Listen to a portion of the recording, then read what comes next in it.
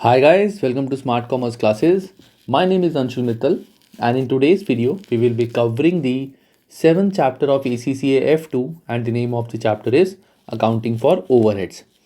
Till now what we have covered in this chapter is we have seen कि overhead expenses कौन कौन से होते हैं और overhead expenses में हमें पता है दो टाइप के होते हैं, एक जो हमारे मशीन से रिलेटेड होते हैं और एक हमारे होते हैं जो सर्विसेज, एक होते हैं प्रोडक्शन से रिलेटेड ओवरहेड्स, एक होते हैं सर्विसिंग से रिलेटेड।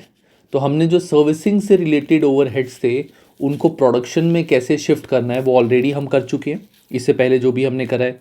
ठीक है, now we will do absorption of overheads. अब एब्जॉर्प्शन ऑफ ओवरहेड्स का मतलब क्या होता है, इसमें हम ये देखेंगे कि जैसे एक हमारा जो प्रोडक्ट होता है उस प्रोडक्ट में एक तो होता है हमारा डायरेक्ट मटेरियल, एक होता है डायरेक्ट लेबर, एक होते हैं डायरेक्ट एक्सपेंसेस। ठीक है, और नॉर्मली इन सब तीनों का total is called prime cost. अब प्राइम कॉस्ट के बाद हम ओवरहेड्स को ऐड करते हैं यहाँ पे। अब मैंने जब ये चैप्टर स्टार्ट किया था मैंने तुम्हें एक क्रक्स बताया था इस चैप्टर का कि इस चैप्टर में हम ये देखेंगे कि जो टोटल ओवरहेड का हमारा टोटल एक्सपेंस आया है उसको हम पर यूनिट कैसे दिखाएं ताकि हमें ये पता चल जाए कि इस यूनिट को इस प्राइस पे हमें बेचना चाहिए या टोटल कॉस्ट हमारी एक प्रोडक्ट की इतनी है। तो हमने ओवरहेड्स की बाइफिकेशन तो ऑलरेडी कर ली। अब ओवरहेड्स को पर यूनिट में कैसे कन्वर्ट करें वो चीज़ हम अब पढ़ेंगे, that is absorption of overhead. ठीक है, ये चीज़ हमें पढ़नी है कि जो भी टोटल खर्चा हमारा ओवरहेड का था उस टोटल खर्चे को हम प्रोडक्ट में कैसे इंक्लूड करेंगे। तो ये अभी हम पढ़ेंगे, धीरे धीरे पढ़ेंगे, चीज़ें धीरे धीरे समझ आनी स्टार्ट होंगी। तो लेट्स स्टार्ट। यहाँ पे लिखा हुआ है basis of absorption, once the overheads are allocated apportion and reapportion, ये चीज़ हम ऑलरेडी कर चुके हैं, into production cost centres, the overhead need to be relate just one second guys या the overheads need to be related to or absorbed into the units of product. Overheads can be absorbed into cost units using following absorption basis। कैसे कैसे हम overheads को per unit calculate कर सकते हैं। It can be जितने हमने units बनाए हैं उसके अकॉर्डिंग, कैन बी आवर्स के अकॉर्डिंग, मशीन कितने घंटे चली है, लेबर ने कितने घंटे काम करा है, percentage of prime cost, percentage of direct wages, there can be lot of options. सारे हम धीरे धीरे पढ़ेंगे। ठीक है, तो let's take just for example, जैसे टोटल मेरा जो ओवरहेड का एक्सपेंस था, ओवरहेड का टोटल एक्सपेंस मेरा था 10,000। ठीक है, अगर मैं उसको यूनिट्स के अकॉर्डिंग करूं, टोटल यूनिट्स में अप्रॉक्सीमेट जो अगले टाइम पीरियड में बनाऊंगा, क्योंकि देखो कॉस्टिंग तो हमें पहले ही निकालनी पड़ेगी, ईयर एंड पे तो कॉस्टिंग नहीं निकालेंगे, हमें पहले एक एस्टीमेट करना पड़ेगा कि नॉर्मली हमारा ओवरहेड्स का इतना खर्चा आता है तो पर प्रोडक्ट कितना खर्चा होता है हमारा जनरली। तो लेट्स से हमने 500 यूनिट्स बनाए, हमने कितने बनाए 500, तो 10,000 डिवाइड बाय 500 हमारा होता है 20 यूनिट्स।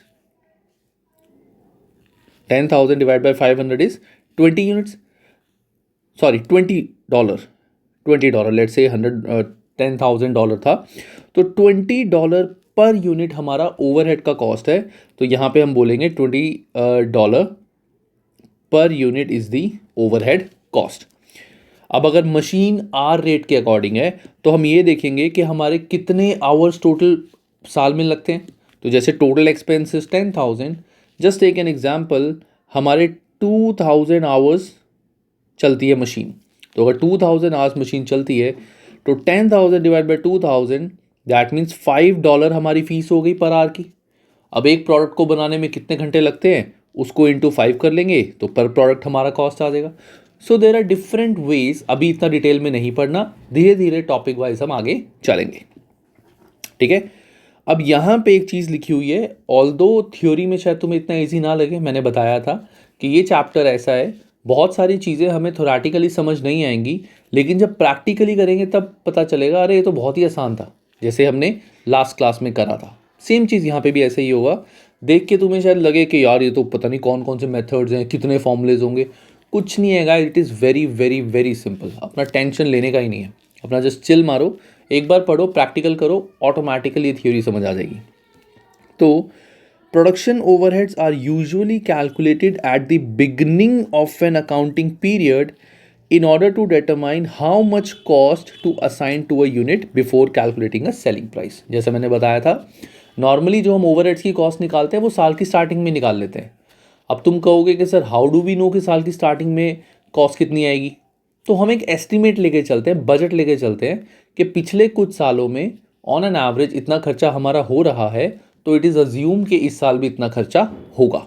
हमें उसकी कैलकुलेशन नहीं करनी है कि पिछले साल का इतना है तो इस साल की एवरेज क्या होगी, वो नहीं करना हमें. Just to let you know कि that is a budgeted cost. तो बजटेड कॉस्ट के बेसिस पे हम प्रोडक्ट का निकालते हैं वैल्यू. अब आगे पढ़ते हैं. Overhead absorption rate which is also called OAR. Overhead absorption rate is calculated as follows. Simple formula, budgeted production overhead expense. Budgeted production overhead expense कितना हमारा टोटल एक्सपेंस आया था, divided by budgeted total absorption basis, जो हमने देखा था या तो यूनिट्स के अकॉर्डिंग या आवर्स के अकॉर्डिंग. तो that is total expense. Simple मेरा क्या हो गया, total overhead expense divide by hours और यूनिट्स. बस उससे पर यूनिट या पर आवर हमारा ओवरहेड एब्जॉर्प्शन रेट आ जाएगा कि एक यूनिट में, एक प्रोडक्ट में इतना ओवरहेड का खर्चा आना चाहिए. The absorption basis is most commonly units of a product, labour hour और मशीन आवर, ये हम कर चुके हैं.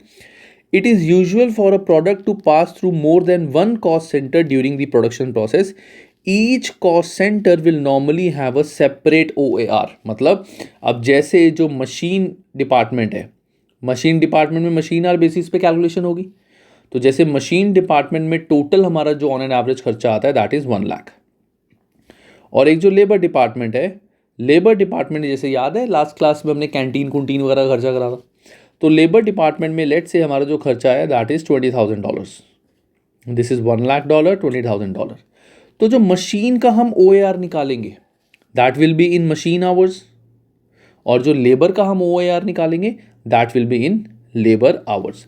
तो बेसिकली वो ये कह रहे हैं हर डिपार्टमेंट का या हर कॉस्ट सेंटर का अलग OAR निकलता है, और एंड में हमें पर यूनिट यहाँ से भी मिल जाएगा, पर यूनिट यहाँ से भी मिल जाएगा. उन दोनों का टोटल कर देंगे तो वो हम ओवरहेड्स में डाल देंगे कि पर यूनिट ओवरहेड का इतना एक्सपेंस होता है. तो OAR हमें नॉर्मली डिपार्टमेंट्स का अलग अलग निकालना पड़ता है क्योंकि उनके ये वाले बेसिस अलग होते हैं. But an alternative to individual cost center OAR is what a blanket OAR. So blanket OAR का simple meaning होता है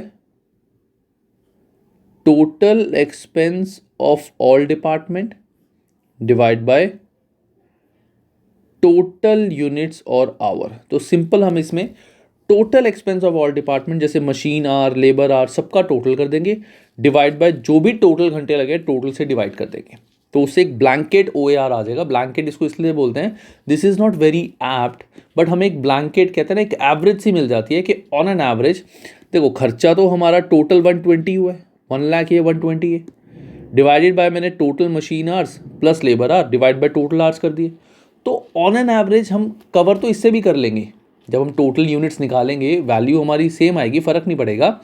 but the point is this is called blanket OAR because this is not actual, this is not accurate, this is just a blanket. हमने total से value निकाल दी, but her department में overhead को निकालने का अलग तरीका होगा.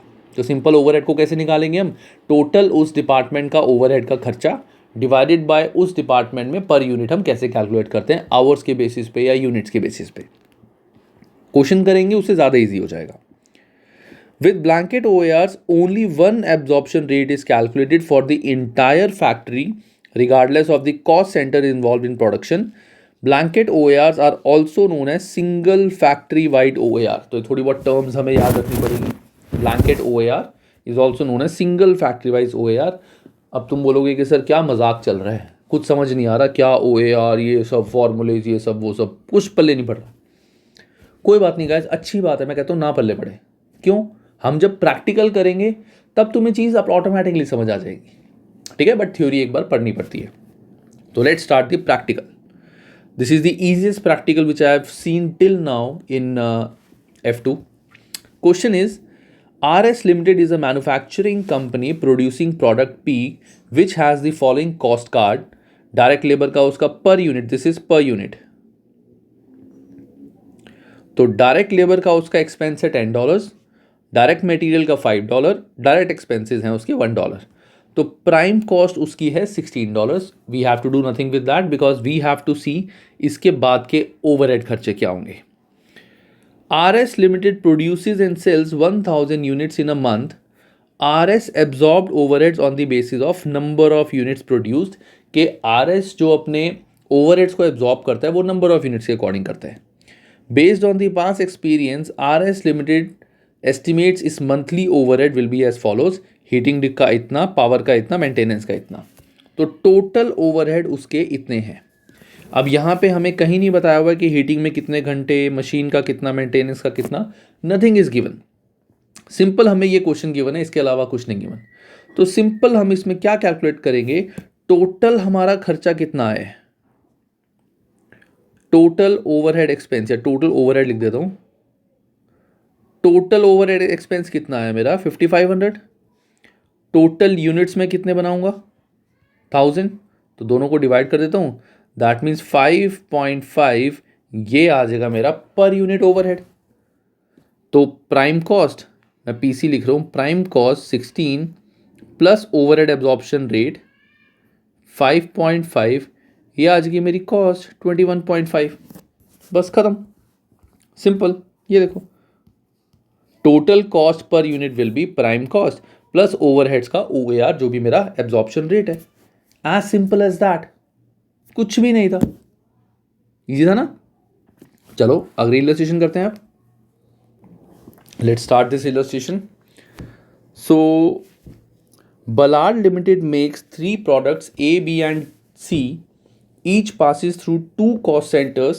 एक मशीन कॉस्ट सेंटर से पास होता है और एक असेंबली से. ठीक है, 2 कॉस्ट सेंटर्स हैं.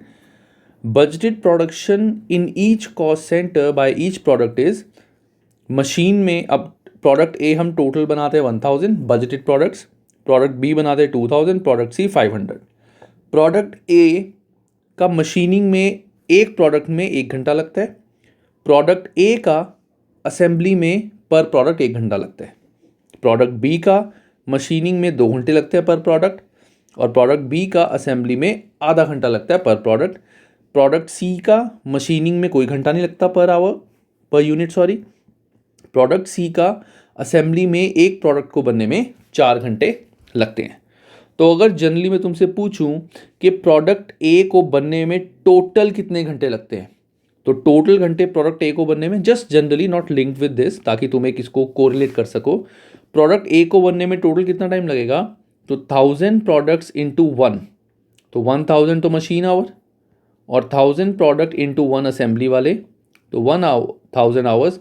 दैट मीन्स टोटल 1000 प्रोडक्ट को बनने में 2000 घंटे लगते हैं, जिसमें 1000 मशीन का है, 1000 असेंबली का है. This is like the bifurcation. आगे overheads are budgeted as follows. Machine में टोटल खर्चा आता है हमारा $1,00,000 और असेंबली में आता है $1,50,000. Required, calculate overhead absorption rate per hour for each cost center and overall blanket overhead absorption rate per hour. Calculate overhead absorption absorbed by product B on basis of individual cost center OAR per hour. अभी कुछ समझ नहीं आया, कोई बात नहीं, आराम आराम से पढ़ेंगे. Calculate OAR per hour for each cost centre, मतलब टोटल मशीन में हमारा इतना एक्सपेंस आता है, टोटल मशीन में हमारा इतना एक्सपेंस आता है. तो अब हमें ये देखना है कि पर आवर मशीन में कितना खर्चा आता है. तो पहले हम देखते हैं मशीन कितने घंटे चलती है. तो मशीनिंग में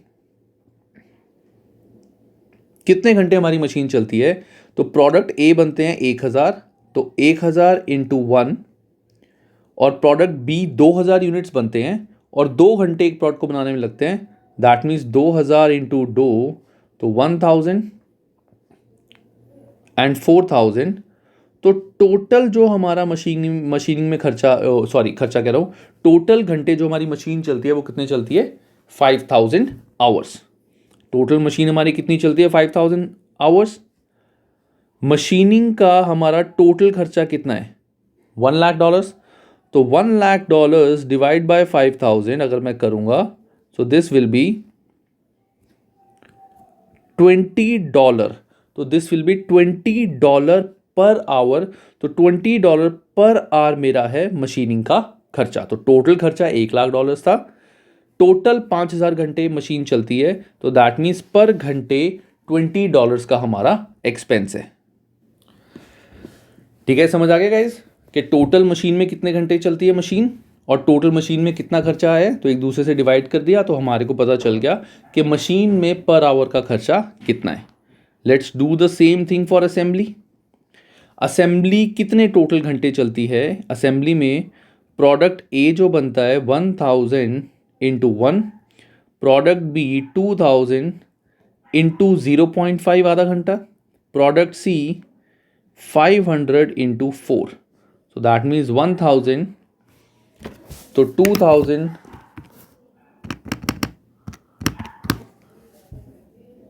1000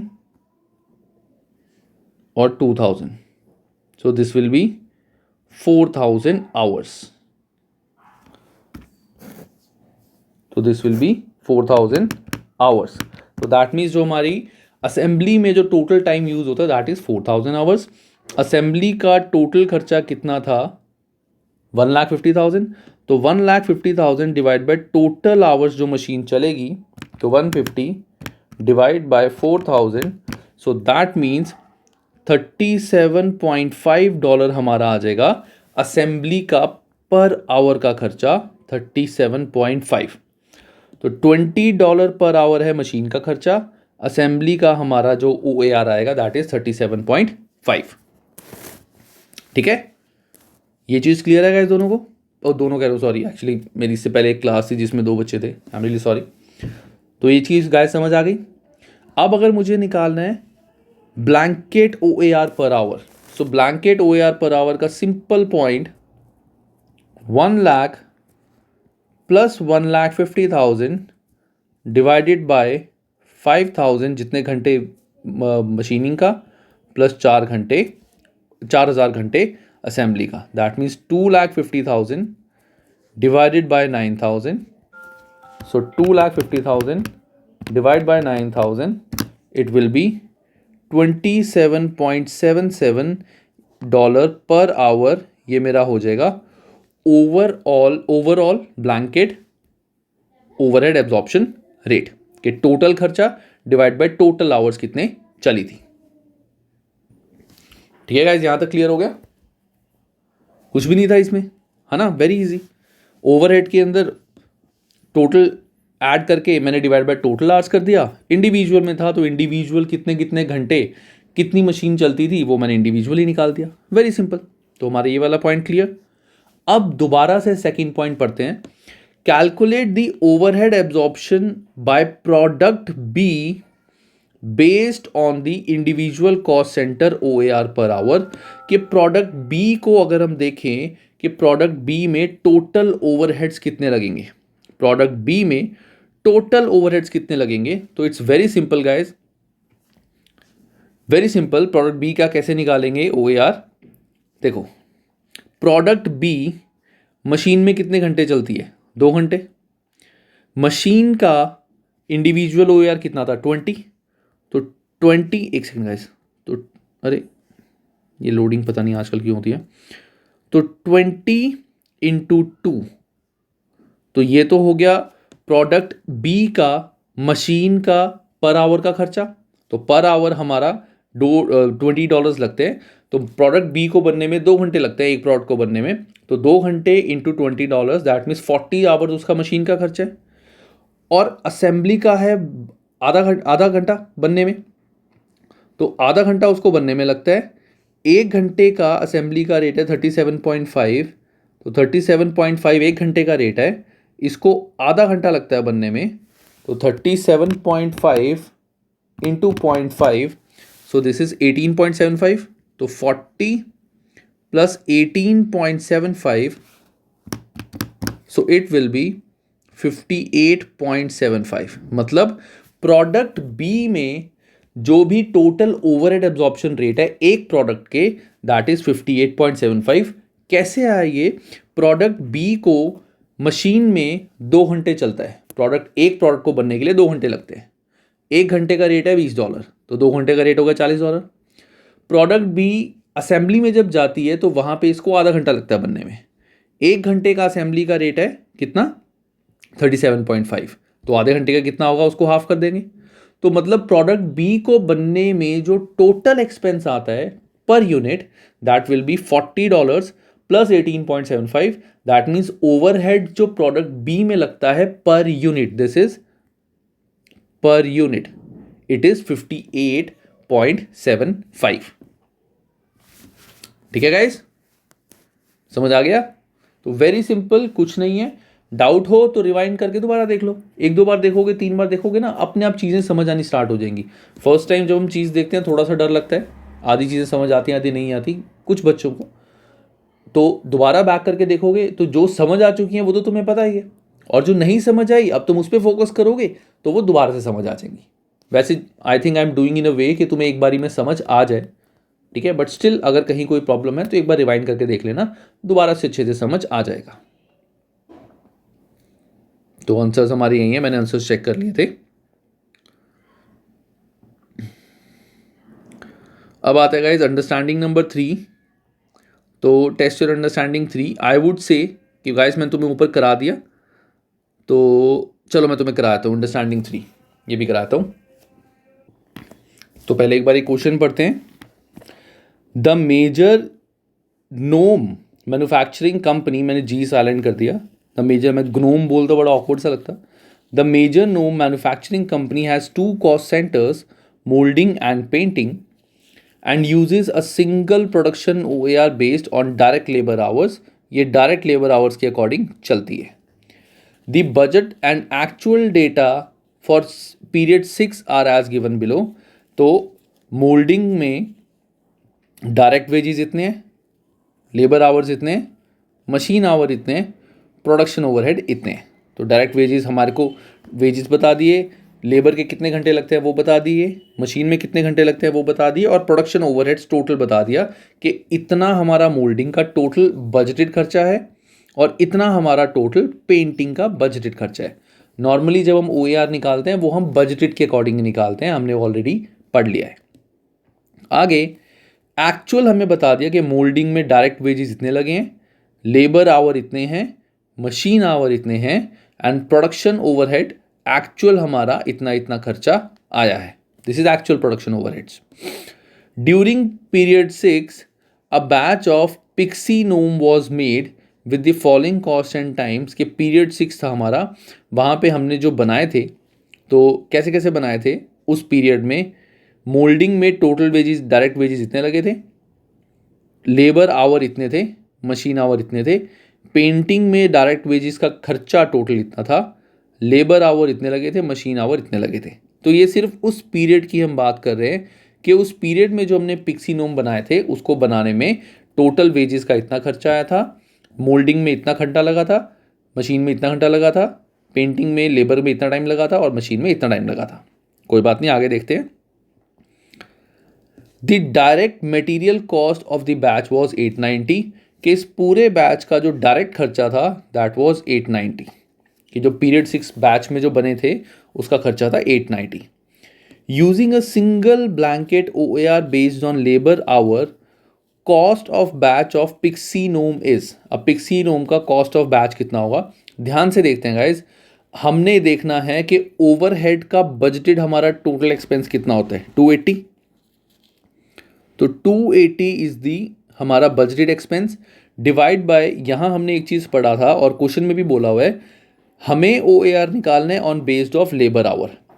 तो टोटल $280,000 को खर्चा करने में टोटल लेबर आवर कितने लगते हैं, 14,000. तो पर लेबर आवर हमारा जो OAR आएगा that will be 280,000 divided by 14,000, so it will be $20, तो $20 पर लेबर आवर ये हमारा ओवरहेड का एब्जॉर्प्शन रेट है, ठीक है। तो दिस इज ब्लैंकेट ओवरहेड, ये मोल्डिंग और पेंटिंग से रिलेटेड नहीं है। हमें निकालना है कि कॉस्ट ऑफ बैच क्या आई है, हमें पर यूनिट नहीं निकालना, पर आर नहीं निकालना, पूरे बैच का कितना है। तो बैच में टोटल कितने आवर्स लगे हमारे, बैच में टोटल कितने आवर्स लगे हैं, 535, 535। तो ओवरहेड का हमारा जो खर्चा होगा, दिस इज 535 इंटू 20, तो टोटल ओवरहेड हमारे कितने हो गए, 535 इंटू 20, सो दैट मीन्स 10700। ये तो आ गया मेरा ओवरहेड्स का खर्चा, दिस इज ओवरहेड, मैं यहां लिख देता हूं ओवरहेड 10700, ठीक है। डायरेक्ट मटेरियल हमें बोला ही हुआ 890, डायरेक्ट मटेरियल 890 लगा था, और डायरेक्ट लेबर, डायरेक्ट वेजेस ये हमें बताए हुए हैं 3216, डायरेक्ट वेजेस 3216, डायरेक्ट मटेरियल 890, और ओवरहेड का मैंने अभी खर्चा निकाल ही लिया कि टोटल 535 लेबर आर यूज हुए हैं, पर लेबर आर हमने जो ओ ए आर निकाला that is 20, that means overhead का टोटल 10700। तो 10700 प्लस 890 प्लस 3216, एक second guys, so this is 14806, तो 14806 पर बैच मेरा एक्सपेंस होगा पिक्सीनोम का, पर बैच मेरे को निकालना था। तो ओवरहेड का पर बैच इतना, डायरेक्ट लेबर पूरे बैच का हमें 890 गिवन है, 3216 हमें डायरेक्ट वेजेस गिवन है। तो direct labour, direct wages, direct material नहीं गिवन तो हम कुछ भी नहीं करेंगे, ठीक है, उसका कुछ भी नहीं मानेंगे। ओवरहेड हमने यहां से निकाल लिया, बहुत ही सिंपल था गाइस। आगे, it has been suggested that appropriate cost centre OAR may be more realistic. The OAR in moulding क्या है और पेंटिंग क्या है गाइस, वेरी सिंपल। मोल्डिंग में हम हमेशा बजटेड से लेते हैं, मोल्डिंग का टोटल खर्चा इतना, मोल्डिंग में पर आर इतना, तो 180 divide by 4000, so this is 45। एक सेकेंड गाइस, अच्छा गाइस यहाँ पे एक छोटा सा ट्विस्ट है, इन्होंने एक ट्विस्ट क्या बताया हुआ है, ट्विस्ट इज इन्होंने ये बोला हुआ है, मैंने अपना एक्चुअली सॉल्यूशन चेक किया था, आई डोंट वांट कि मैं कुछ भी ऐसा कुछ करूं जो गलत हो। इन्होंने ये बोला हुआ है या ये अज्यूम किया हुआ है कि moulding is done through machines, moulding is done through machines, तो मोल्डिंग को हम मशीन आवर यूज करके OAR निकालेंगे। Painting is done by individual, तो पेंटिंग में हम लेबर आवर्स के अकॉर्डिंग OAR निकालेंगे। मशीन मोल्डिंग में निकालेंगे मशीन आवर के अकॉर्डिंग, पेंटिंग में निकालेंगे लेबर आवर के अकॉर्डिंग। तो मोल्डिंग में कितना आएगा, सो मोल्डिंग में 180 डिवाइड बाय 12,000, तो 1,80,000 divide by 12,000, so that means $15 हमारा आ गया पर आवर मोल्डिंग का खर्चा। पेंटिंग में 1 लाख इतना टोटल खर्चा था डॉलर्स, और टोटल लेबर आर थे 10,000, तो 1 lakh divide by 10,000, so that means $10, so $10 per hour, this is per hour, ये मेरा मोल्डिंग का पेंटिंग का खर्चा है। तो तुम चाहते तो इसको लेबर से भी निकाल सकते थे, ऊपर इन्होंने लेबर ही लिखा था, बट यहाँ पे इन्होंने थोड़ा सा प्रैक्टिकल सोच के खुद ही लगा है कि moulding is done through machines, तो मशीन आवर के अकॉर्डिंग कर दिया, painting is done through labour, तो लेबर के अकॉर्डिंग कर दिया, ठीक है। अब आगे, using the cost centre OAR, इस OAR को यूज करके what is the cost of batch of pixinome, इस कॉस्ट सेंटर को यूज करके हमने यहां पे निकाला था, this was from blanket OAR, blanket OAR से हमने आंसर निकाला था सिंगल लेबर आवर से, बट यहां पे लॉजिकल आंसर निकाल के हमें लॉजिकली देखना है। तो सिंपल हमारा जो डायरेक्ट मटेरियल था इस बैच का, इट वॉज 890, डायरेक्ट लेबर ये यहां पे देखो लिखी हुई है, मुझे याद थी 3216, अब ध्यान से देखना गाइस, अब पहले मैं बात करता हूं मोल्डिंग का। तो मोल्डिंग में पर आवर का खर्चा कितना है? $15,000 पर आवर मशीन। मोल्डिंग कितने घंटे चली है? मोल्डिंग कितने घंटे चली है? 460। मोल्डिंग 460 घंटे चली है। तो 460 इंटू 15, तो 460 इंटू 15, तो 6900 है मोल्डिंग का। और पेंटिंग चली है हमारी, पेंटिंग का है कितने घंटे लेबर आवर है पेंटिंग का? पेंटिंग के लेबर आवर हैं 415। सो 415 इंटू 10, 4150।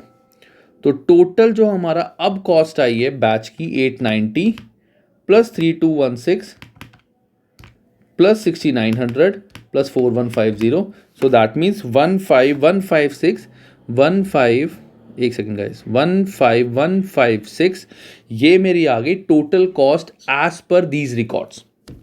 ठीक है, पहले मैंने टोटल बैच का निकाल के कॉस्ट निकाल ली थी, लेकिन अब मैंने इंडिविजुअल बैच को इंडिविजुअल सेंटर पे पर आवर निकाल के देन अपनी टोटलिटी में उसको ऐड कर दिया कि एक बैच को बनाने में इतने प्रोडक्ट लगते हैं, इस टोटल प्रोडक्ट्स में इतने आवर्स इस यूनिट के चले हैं, पर आवर ये खर्चा है, तो टोटल खर्चा यहां से आएगा। ठीक है गाइस, आई होप तुमको ये समझ आ गया होगा, कुछ भी मुश्किल नहीं है। अगेन आई एम सेइंग, जहां पे डाउट हो रिवाइंड करो और दोबारा से इस वीडियो को देख लो। Not difficult, just very logical, very logical. आगे करते हैं गाइस। अब आता है under and over absorption of overheads. अब अगर तुम देखो इस पूरे इलस्ट्रेशन में हमने एक्चुअल डेटा का कुछ भी नहीं किया। क्यों? क्योंकि हम हमेशा बजटेड से ही आंसर निकालते हैं, साल की स्टार्टिंग में ही हम टोटल कॉस्ट कैलकुलेट कर देते हैं, क्योंकि कॉस्ट स्टार्टिंग में कैलकुलेट करेंगे तभी तो बेस्ट सेलिंग प्राइस निकलेगा ना। अब ये थोड़ी है साल के एंड में सेलिंग प्राइस निकालेंगे, बेचने तो पहले होते हैं।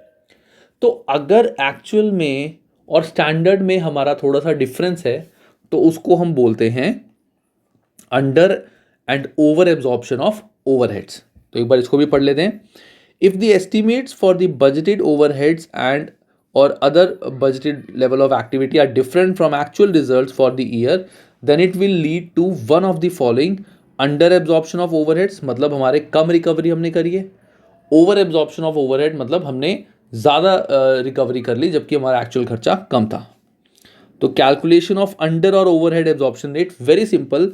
सबसे पहले तो हम बजटेड के अकॉर्डिंग निकालेंगे कि पर यूनिट या पर आवर कितना हमारा OAR आता है। देन हम निकालेंगे एक्चुअल, कैलकुलेट एक्चुअली। तो एक्चुअली क्या होगा?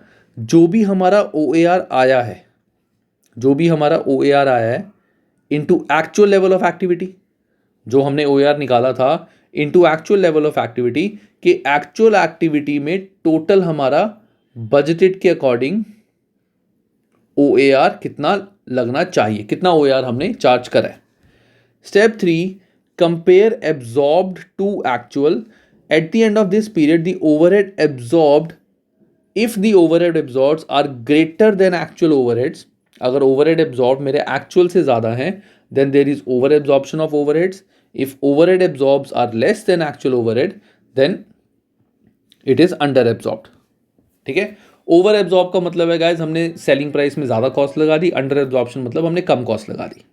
तो सिंपल अगर मैं तुम्हें यहाँ से बताऊँ, एक सेकेंड को गाइज, अगर इसी क्वेश्चन में मैं जस्ट तुम्हारे को लिंक करूँ, हमने इंडिविजुअल में निकाला था मोल्डिंग का आ रहा है इतना और पेंटिंग का आ रहा है इतना। ठीक है, अब एक्चुअल देखते हैं। एक्चुअली जो प्रोडक्शन खर्चा था मोल्डिंग का वो इतना था, और मोल्डिंग हमने लिया था मशीन आवर्स के बेसिस पे, पेंटिंग हमने लिया था लेबर आवर के बेसिस पे। तो 2 lakh divide by 14,000, so that is 14.28। That means actually जो मेरा पर आवर कॉस्ट है फॉर मोल्डिंग दैट इज 14.28, और 95,000 divided by 8,500, so this is 11.17। तो $11.17 पर आवर, पर लेबर आवर मेरा खर्चा है। एक्चुअल जो है वो है इसका क्या कहते हैं, लेबर का, पेंटिंग का, सॉरी। तो यहाँ से देखो, ये थे 15, ये है 10, और ऊपर मेरी जो कॉस्ट आई है दैट इज़ 14 और 11। दैट मीन्स मैंने चार्ज कर लिया इसका 15 जबकि था 14, तो दिस इज अंडर। इसका मैंने चार्ज कर लिया 11, था 10, तो ये हो गया ओवर। वेरी सिंपल, कुछ भी मुश्किल नहीं था गाइस, ठीक है ना, वेरी सिंपल। तो यही चीज़ इसमें आ गया गाइस। अब देखो यहाँ पे क्वेश्चन क्या है, the following data relates to Lola limited for a period 8। Overhead budgeted थे इतने, एक्चुअल हो गए इतने। ओवरहेड लेबर आवर वर्क थे इतने, एक्चुअल लेबर आवर वर्क है इतने, ठीक है। तो कैलकुलेट अंडर और ओवर एब्जॉर्प्शन। तो सबसे पहले मैंने एक्चुअली जो ओवरहेड था वो निकाल दिया कि $4 पर आवर मेरा लेबर आवर वर्कड है। गाइस ऊपर आई थिंक मैंने कुछ गड़बड़ करी है, नहीं मैंने कोई गड़बड़ नहीं करी गाइस, ठीक है, छोड़ दो उसको, उसको भी उसको मत लिंक करो अभी। वैसे देखो बताऊंगा यहाँ पे भी क्या चीज़ है। मैंने अलग फॉर्मूला यूज़ किया था, इन्होंने थोड़ा अलग फॉर्मूला यूज़ करा है। इन्होंने कॉस्ट निकाल दी, मैंने पर यूनिट निकाला था। तो इन्होंने निकाला कि एक्चुअल जो OAR आता है हमारा budgeted, sorry, that is $4 per hour. तो $4 पर आवर जब हमारा पर लेबर आवर वर्कड है तो टोटल लेबर हमारे 22,000 है। तो 22,000 इंटू 4, दैट मीन्स $88,000 हमने बजटेड खर्चा मान लिया, जबकि एक्चुअल खर्चा कितना हुआ है हमारा 90,000। एक्चुअल खर्चा कितना हुआ है हमारा 90,000। तो दैट मीन्स कि 2,000 हमने अंडर एब्जॉर्ब करा है, खर्चा हुआ था ज़्यादा, हमने लिखा है कम। खर्चा हुआ था ज़्यादा, हमने लिखा है कम। सो एक तो ये तरीका है अंडर एब्जॉर्प्शन का। अब मैंने जो तरीका निकाला था दैट वाज, मैं एक बार चेक कर लेता हूँ, ठीक है, ये इनका तरीका है। अब मैंने एक अपना फॉर्मूला बना दिया, मैंने देखा कि बजटेड पर आवर मेरा एक्चुअली कितना आया है, तो दिस इज $4, और एक्चुअली पर आवर मेरा कितना आया है दैट इज 90,000 डिवाइडेड बाय 22,000। तो एक्चुअल जो मेरा आया है दिस इज 4.09090909, ये चलता जा रहा है। मैं कैलकुलेटर में रब नहीं करूंगा क्योंकि पॉइंट्स में थोड़ा सा फर्क आ जाता है। तो टोटल मेरा आया है पर आवर इतना बजटेड, और एक्चुअल आया इतना। तो डिफरेंस कितना आ गया, that means 4.09090909 minus 4, that means 0.090909 का मेरा डिफरेंस है। तो दैट मीन्स खर्चा हुआ था एक्चुअली पर आवर 4.09, मैंने चार्ज किया है 4, दैट मीन्स अंडर एब्जॉर्प्शन मैंने कम चार्ज किया। तो टोटल कितना होगा, तो दिस इंटू $22,000 और 22,000 आवर्स, जितने घंटे मेरी मशीन चली है। तो इसको जब मैं इंटू 22,000 करूँगा तो मेरा आंसर आ जाएगा 2,000। तो दिस विल बी 2,000, कि $2,000 का मेरा ओवरहेड जो है वो मैंने कम चार्ज करा है, अंडर एब्जॉर्ब्ड है। तो सिंपल तरीका क्या था, मैंने पहले इसको डिवाइड करके बजटेड कॉस्ट निकाल दी पर आवर, यहाँ से एक्चुअल पर आवर निकाल दी, दोनों को कंपेयर कर लिया, या जो भी इनका डिफरेंस आया, डिफरेंस इनटू जो एक्चुअल प्रोडक्शन है वो मेरा पता चल गया अंडर और ओवर। ठीक है, दोबारा से स्टेप सुन लो गाइस, कैलकुलेटर पे करना हो तो।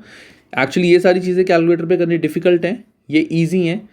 पहले तुम निकालोगे ये 4, then this divide by this which is 4.0909, सीधा कैलकुलेटर में इसमें माइनस कर दो 4, तो तुम्हारा 0.09 आ जाएगा, इनटू जितनी एक्चुअल प्रोडक्शन हुई है ये हो जाएगा तुम्हारा अंडर एब्जॉर्ब्ड वैल्यू। चेक करो कैलकुलेटर पे, यही आंसर आएगा। ठीक है, सबके लॉजिक्स अलग होते हैं, इन्होंने अलग लॉजिक से करा, मैंने अलग। इनका लॉजिक क्या है, इन्होंने देख लिया कि बजटेड पर आवर इतना है, तो जितनी हमने टोटल प्रोडक्शन करी है उसमें बजटेड के अकॉर्डिंग इतना टोटल खर्चा होना चाहिए था, एक्चुअली हमारा खर्चा ज़्यादा हो गया, तो दिस इज अंडर एब्जॉर्प्शन। तो totally up to you which method you want to use, any method. Next, test your understanding 4। मैं तो गाइस वैसे ही निकालूंगा, मेरा तरीका तो वही है। पहले मैं बजटेड देख लेता हूं, दिस डिवाइड बाय दिस, नहीं मजाक कर रहा हूं मैं, दोनों तरीके से निकाल के बताऊंगा। तो 148,750 डिवाइडेड बाय 8,500, तो ये मेरा आ रहा है $17.5 per hour, that means budgeted मेरा पर आवर इतना खर्चा था। अब एक्चुअल निकालता हूँ, 146200 डिवाइडेड बाय 7928। मैं तुम्हें चलो कैलकुलेटर पे गाइस करके दिखाता हूँ।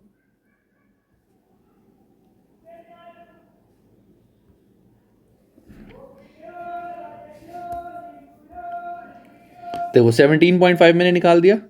अब 146200 डिवाइडेड बाय 7928, तो दिस इज एक्चुअल, मतलब एक्चुअल खर्चा था ज़्यादा, मैंने खर्चा चार्ज करा है कम।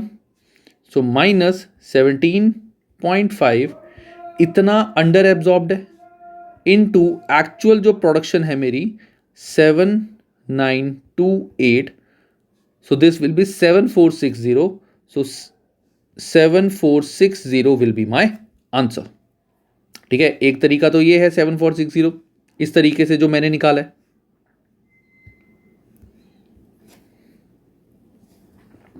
एक तो ये तरीका है मेरे वाला। अब जो इन्होंने तरीका बताया था वो बता देते हैं। तो बजटेड हमारा पर आवर इतना खर्चा था, तो एक्चुअल प्रोडक्शन में हमने करी थी 7928 इनटू जो हमने बजटेड सोचा था वो ये खर्च था।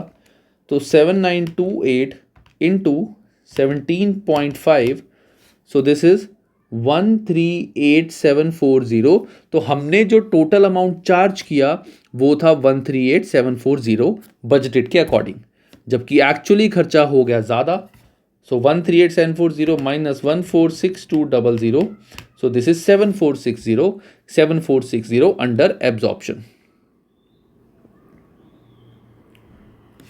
ठीक है, any method you can use, वो तुम्हारी मर्जी है। मैं कुछ नहीं बोलता कि कौन सा बेटर है कौन सा नहीं, दोनों इक्वलेंट है। अब गाइस पढ़ते हैं आगे वर्किंग बैकवर्ड्स। तो गाइस वर्किंग बैकवर्ड में बेसिकली क्या है, sometimes you may be given information relating to actual under or overhead absorption in a period and be expected to calculate budgeted overheads or actual number of hours worked. तो इसका मतलब ये है कि कई बार तुम्हें क्वेश्चन में उल्टा आंसर दिया होता है और हमें पुरानी वैल्यूज निकालनी पड़ती हैं। तो in that case I would prefer you to go by this method. मैंने वो तो सिर्फ उस तरीके के लिए कराया था, बट बेटर है हम इस मेथड को लेके चलें। यहाँ से हम आंसर इजीली कर सकते हैं कि एक्चुअल खर्चा इतना था, बजट इतना था। वो मैं बताऊंगा वर्किंग बैकवर्ड में कैसे इसको फॉर्मूले को यूज़ करेंगे, बहुत ही सिंपल सा है। ठीक है, तो बेटर है इसी मेथड को तुम यूज़ करना। अब तो आगे approach to working backward as long as, चलो इसको छोड़ दो गाइस, इसको प्लेन रीड कर लेना, मैं नहीं करा रहा। It's nothing related to your question, ये सिर्फ बेसिक अंडरस्टैंडिंग वाला पॉइंट है, प्रैक्टिकली समझ आ जाएगा। Let's do illustration number 8। Under and over absorption of overheads. A business absorb its fixed production overheads on basis of direct labour hour. Direct labour hour के according वो अपने overheads को absorb करती है। The budgeted direct labor hour for week 24 were 4200 के budgeted hours जो थे हमारे, I'll just write it down.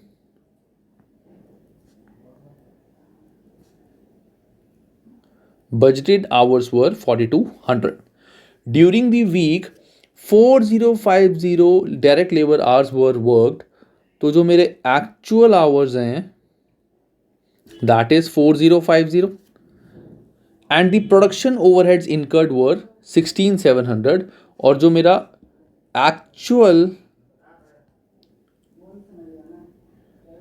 production expense था that was 16700. Actual production expense was 16700. The overhead were under absorbed by 1310. तो overhead मैंने under absorb करे थे. So that means, एक सेकेंड का इसमें थोड़ी प्रॉब्लम आ रही है। एक्चुअल खर्चा मेरा आया था 16700 और मैंने अंडर एब्जॉर्ब करा था, मतलब मैंने लोगों से कम चार्ज करे थे। तो मैंने कितने कम चार्ज करे थे लोगों से? 1310। तो एक्चुअली मैंने कितने चार्ज करे होंगे अकॉर्डिंग टू बजट? तो 16700 माइनस 1310, सो दैट मीन्स मैंने लोगों से कितने चार्ज किए थे? 15390। मैंने लोगों से कितने चार्ज किए होंगे, अंडर एब्जॉर्प्शन का मतलब है मैंने कम चार्ज करे थे। एक्चुअल खर्चा था 16,700 और मैंने अंडर एब्जॉर्ब करा था, दैट मीन्स मैंने जो लोगों से चार्ज किए होंगे वो 15,930 चार्ज करे होंगे, है ना। मैंने 15,930 चार्ज करे थे। तो एक्चुअली कितने घंटे काम करा था मैंने, 15,9,390 divide by 4050, so this means 3.8 per hour is budgeted cost. 3.8 per hour is the budgeted cost. ठीक है गाइस, चलो मैं एक बार दोबारा करा देता हूँ तुम्हें, उससे और ज़्यादा क्लियर हो जाएगा। थोड़ा सा it's not difficult, it's very logical. देखो, बजटेड आवर्स हमने इतने घंटे काम किया था, एक्चुअल आवर्स इतने लगे थे, और एक्चुअल प्रोडक्शन एक्सपेंस हमारा था इतना, और हमने अंडर एब्जॉर्ब करा था, मतलब लोगों से हमने कम चार्ज किए थे। तो 16,700 माइनस 1310, तो अमाउंट जो हमने बजटेड चार्ज किया था, टोटल बजटेड चार्ज किया था, that was 16,700 minus 1310, this is 15,390। हमने लोगों से एक्चुअली 15,390 चार्ज किया था। तो 15,390 जो हमने चार्ज किया था, गाइज याद रखना, इसको हम 4200 से नहीं डिवाइड करेंगे, we will divide it by 4050। क्यों, हम कैसे कैलकुलेट करते हैं, देखो यहाँ पे एक चीज़ देखना, how do we calculated this part, मैं ये वाला समझाता हूँ। सबसे पहले हमने ये देखा कि as per budgeted total labours our हमारे कितने हैं, as per budgeted total labour our कितने हैं। तो एक्चुअली हमने जितने घंटे काम किए पर आवर हमारा ये एक्सपेंस था, तो टोटल बजटेड एक्चुअली इतना यूज होगा, टोटल बजटेड एक्चुअली हमने इतना चार्ज करा होगा, बट टोटल एक्चुअल एक्सपेंस जो हमने दिया था that is this amount. Budgeted के अकॉर्डिंग हमने इतना चार्ज किया था, एक्चुअली हमारा इतना खर्चा हुआ, तो this was the under absorption part. So that means ये जो वैल्यू है, this value 88,000, this value will not be divided by 20,000। ये जो हमारा अमाउंट होता है, ये होता है एक्चुअल प्रोडक्शन के बेसिस पे। तो सेम वे इस क्वेश्चन में जो टोटल हमारा बजटेड एक्सपेंस आया है, this should be on actual production. Actual production कितनी थी, 4050। तो 15,390 divide by 4050, so this is $3.8 per hour हमारा है बजटेड आवर्स, और टोटल बजटेड आवर्स कितने थे, 4200। तो 4200 इंटू 3.8, दैट मीन्स जो हमने बजटेड खर्चा सोचा था, इट शुड बी 15,960। तो 15,960 बजटेड खर्चा हमने सोचा था, और एक्चुअली जो खर्चा हुआ दैट वाज 16,700। ठीक है, हमने बजटेड खर्चा इतना सोचा था, बजटेड आवर इतने सोचे थे। तो 15,960। तो एक बार सॉल्यूशन से समझ लेना, it's not difficult, it's very easy. एक क्वेश्चन और कर लेते हैं, इससे इजी हो जाएगा।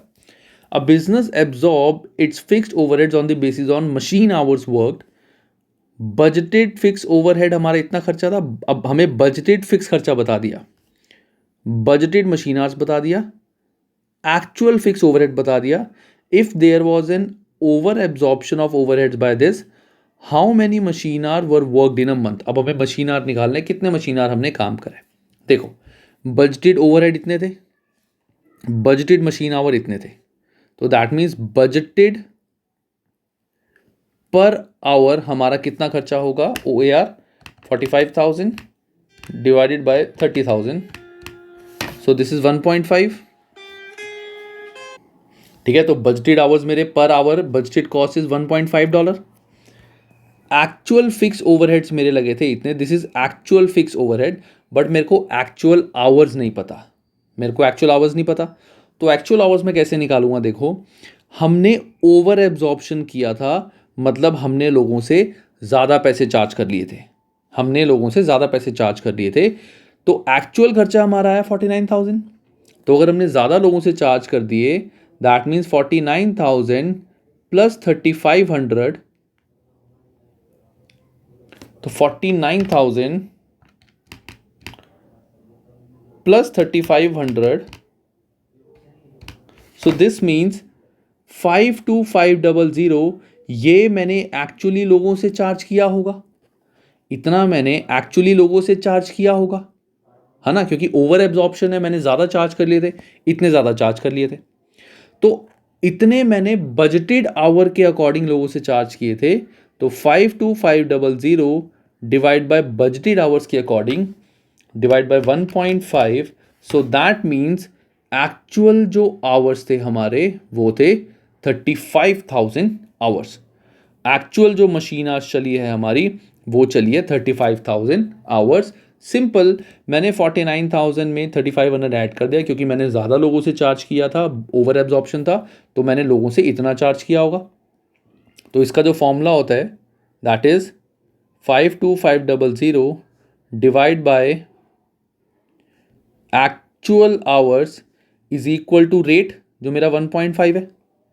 तो एक्चुअल आवर्स कैसे निकल गए, 52500 डिवाइड बाय 1.5, ठीक है ना, सिंपल, क्योंकि बजटेड रेट के अकॉर्डिंग ही मैंने लोगों से चार्ज किया होगा ना। तो मैंने जब टोटल इतने चार्ज करे हैं, बजटेड रेट था इतना, तो दैट मीन्स एक्चुअली इतने घंटे मशीन चली होगी। सो 35,000 इज योर आंसर। अब आता है guys last topic of this chapter, that is accounting for production overheads. अब ओवरहेड्स को हम कैसे अकाउंट में दिखाते हैं, तो सिंपल, जो भी हम प्रोडक्शन ओवरहेड अकाउंट बनाते हैं, सबसे पहले यहाँ पे आएंगे total expenses, indirect labour, indirect expenses, indirect material, basically production overhead में जितना भी खर्चा होता है वो हम यहाँ पे डालेंगे। इसमें से सारा का सारा हम ट्रांसफ़र कर देंगे मोस्टली वर्क इन प्रोडक्शन में। बेसिकली हमने लोगों से इतना चार्ज करा, एक्चुअल वर्क इन प्रोडक्शन में कितना गया, अगर अंडर एब्जॉर्प्शन है तो यहाँ आ जाएगा, और अगर इन केस ओवर एब्जॉर्प्शन है तो वो वैल्यू यहाँ आ जाएगी। अंडर एब्जॉर्प्शन वैल्यू यहाँ आ जाएगी, ओवर एब्जॉर्प्शन यहाँ आ जाएगी, ठीक है। उसके बाद जो अंडर एब्जॉर्प्शन वाली वैल्यू है उसको हम ट्रांसफ़र करते हैं प्रॉफिट एंड लॉस अकाउंट में। बेसिकली अगर अंडर एब्जॉर्ब्ड है तो एक तरह से हमारा हो जाएगा ये प्रॉफिट, नहीं, अंडर एब्जॉर्ब्ड है तो हमारा लॉस हो जाएगा, ओवर एब्जॉर्ब्ड है तो हमारा प्रॉफिट हो जाएगा एक तरह से। तो सिंपल, हम जब अंडर या ओवरहेड एब्जॉर्प्शन अकाउंट बनाएंगे, अगर अंडर एब्जॉर्प्शन वैल्यू हमारी है तो this will go to the debit side of this account, अगर ओवर एब्जॉर्प्शन है तो this will go to, sorry, overhead absorption है तो दिस विल गो हेयर, ठीक है। अंडर एब्जॉर्प्शन है तो opposite side of under absorption account में आ जाएगा, ओवर एब्जॉर्प्शन है तो opposite side of overhead absorption account में आ जाएगा। अब जैसे इस केस में अंडर एब्जॉर्प्शन था तो अंडर एब्जॉर्प्शन यहाँ पे आ गया, एंड इसके बाद हम इसको ट्रांसफ़र कर देंगे प्रॉफिट एंड लॉस अकाउंट में। ऑपोजिट साइड में we will write to profit and loss account. या सिंपल, अगर तुम्हें शॉर्टकट या क्रक्स याद करने हैं, जिस साइड पे अंडर एब्जॉर्प्शन आता है उसी साइड पे प्रॉफिट एंड लॉस अकाउंट आएगा। तो अब इसकी एंट्रीज कैसे हो जाएंगी, this account debit to this account, this account debit to this account, जिसने लेजर पढ़ा हुआ उसको समझ आ जाएगा। Under absorption this account debit to this account, और बेसिकली यहाँ से you can just do any entries. मैं एंट्रीज करवाऊंगा, लिखवाऊंगा, लर्न कराऊंगा, कोई फ़ायदा नहीं है। माइंड में अगर तुमने अकाउंट बनाया हुआ है तो तुम इसकी एंट्री बहुत ईजिली कर सकते हो। This account debit to this account, this account debit to this account, ठीक है गाइस। सो ये हमारा अकाउंट है और इसी के साथ हमारा ये चैप्टर कंप्लीट होता है। This chapter is over now. ये क्वेश्चन आई वुड से तुम कर लेना एज होमवर्क। कोई डाउट हो तो मुझसे कमेंट्स में पूछ लेना, या फिर F2 का मेरा ग्रुप है जिसका लिंक मैंने डिस्क्रिप्शन में डाला हुआ है, उसमें ज्वाइन करके वहाँ से पूछ लेना। And that's it, your chapter is over, ठीक है guys. Not difficult, not easy, simple chapter, कोई ज़्यादा कॉम्प्लिकेटेड नहीं है। Just you need to do lot of practice and understanding the concept. मैं फॉर्मूले नहीं लिखवा रहा हूँ इस चैप्टर में, इस चैप्टर के मैंने फॉर्मूले नहीं बताए हैं, रीज़न बीइंग, अगर हम फॉर्मूले बनाएंगे तो बहुत सारे फॉर्मूलेज बन जाएंगे।